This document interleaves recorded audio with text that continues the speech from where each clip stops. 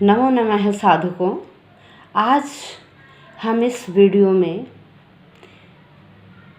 श्रीमद् भगवद गीता किसके द्वारा रची गई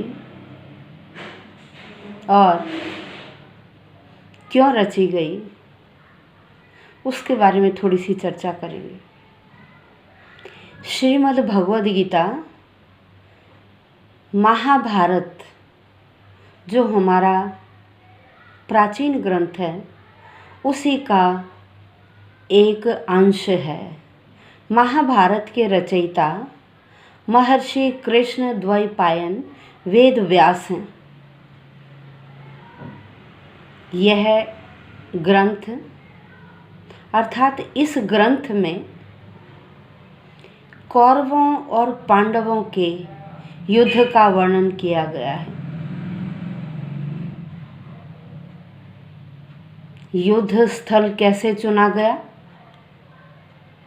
इस विषय में एक छोटी सी दंत कथा है कि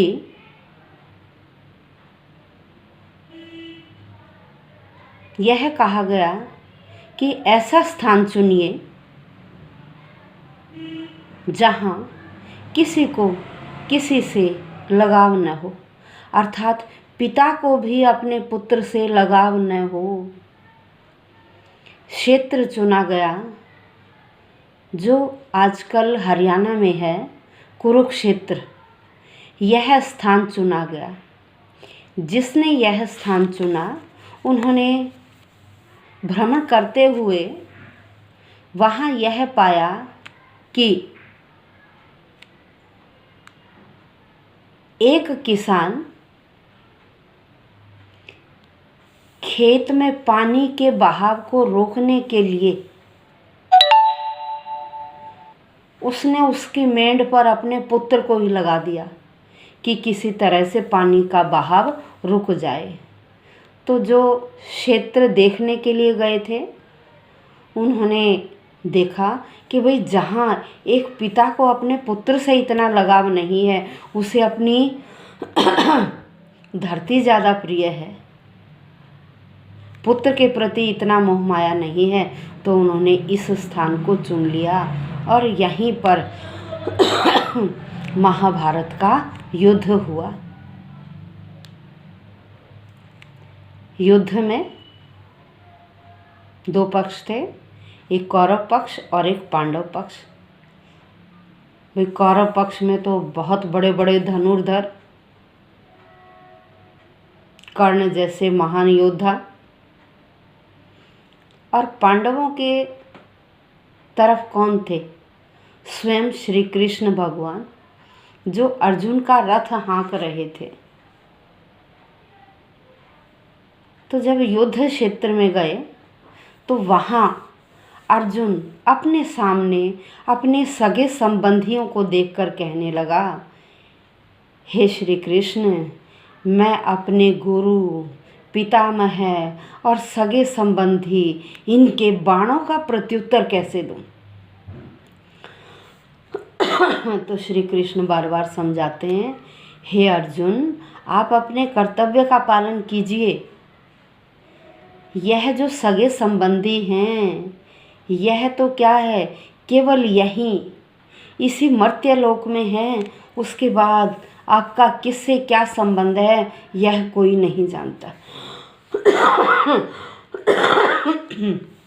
यह कोई नहीं जानता।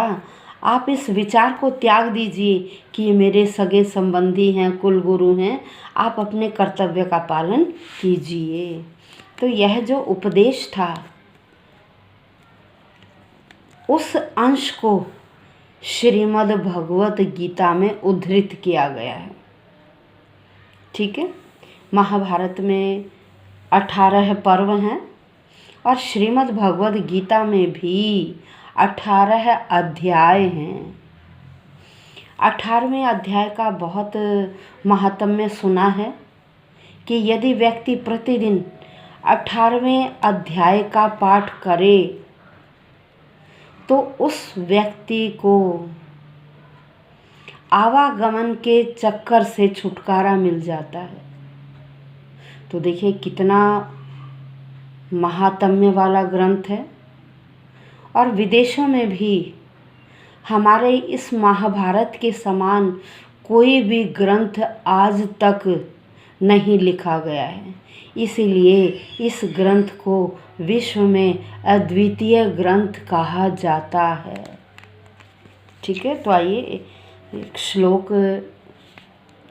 यस्यांगे खिल सृष्टि सौष्ठवमिदं प्रोतं सदा वर्तते यल्लीला श्रवणेन दुर्जय मनः शीघ्रं हरौ रुध्यते नामनैकेन हि यस्य पापनिरतो जीवो भयानमुच्यते वत्सीकृत्य तु फाल्गुनं करुण्या गीता दुहे नो नमः।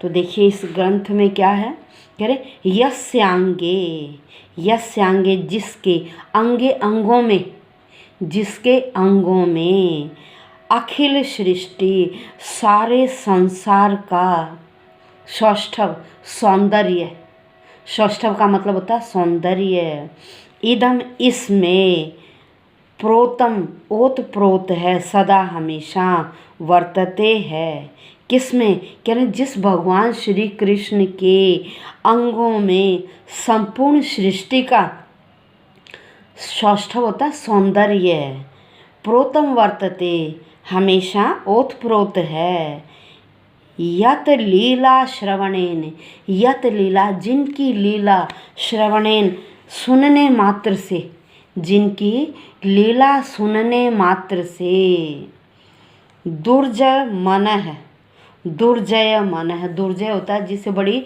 कठिनता से जीता जा सके। हमारे मन को क्या कहा गया कि मन बहुत कठिनता से जीता जाने वाली इंद्रिय है।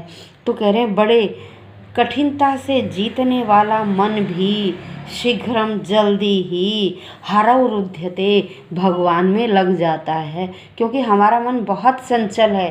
एक सेकंड में ही हजारों लाखों किलोमीटर दूर घूमकर आ जाता है। तो मन की गति वायु से भी तेज कही गई है।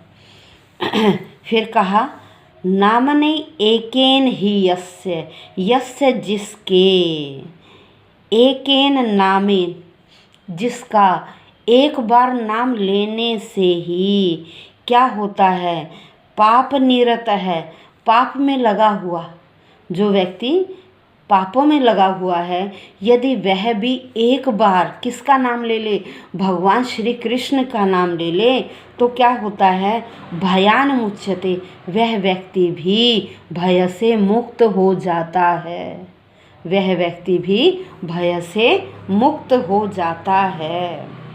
तो यहाँ क्या है फिर इससे आगे, वत्सीकृत्य, वत्स होता बछड़ा, गाय के बछड़े को बोलते हैं वत्स, वत्स पुत्र कहलाता है। लेकिन यहाँ किसके लिए प्रयुक्त हुआ कि अर्जुन को क्या मानकर उपदेश दिया है, गाय के बछड़े के समान, वत्सीकृत्य गाय का बछड़ा बनाकर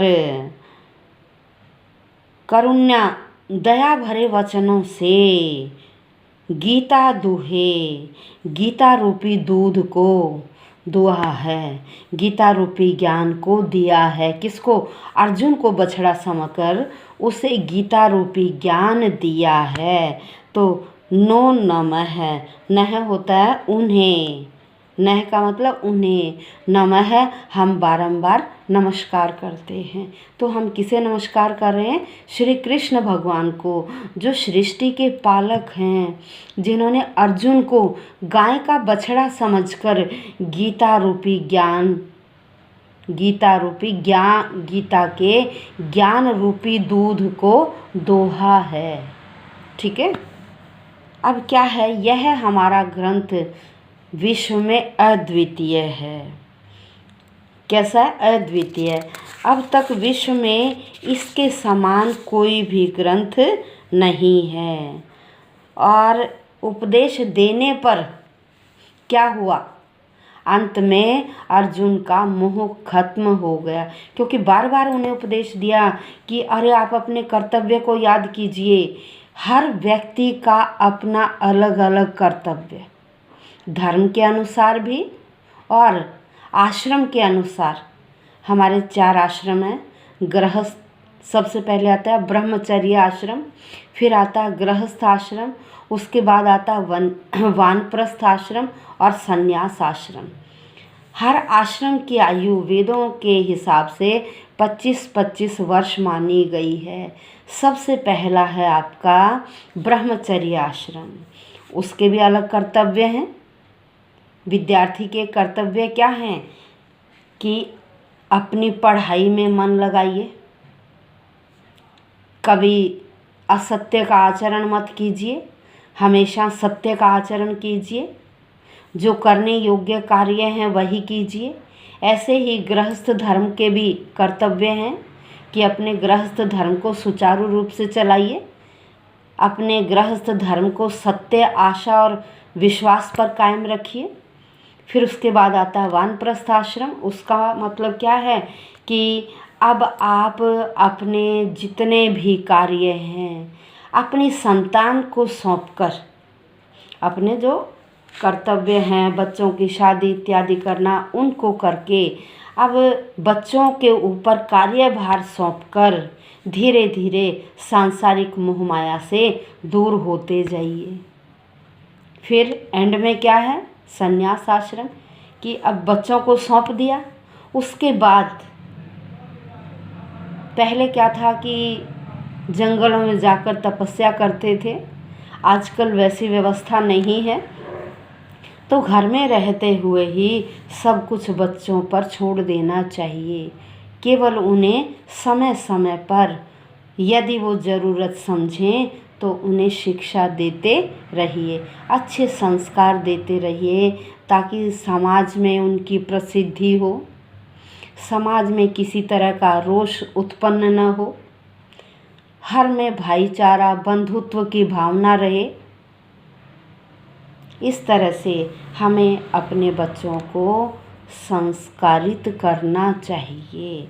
तो ये जो हमारी गीता है, भगवद गीता, इसमें हर प्रकार का ज्ञान दिया गया है। तो हमें अपने ऐसे ग्रंथों से अच्छे संस्कार अपने बच्चों में डालने चाहिए, ताकि भविष्य में वह एक अच्छे नागरिक बन सकें। धन्यवाद।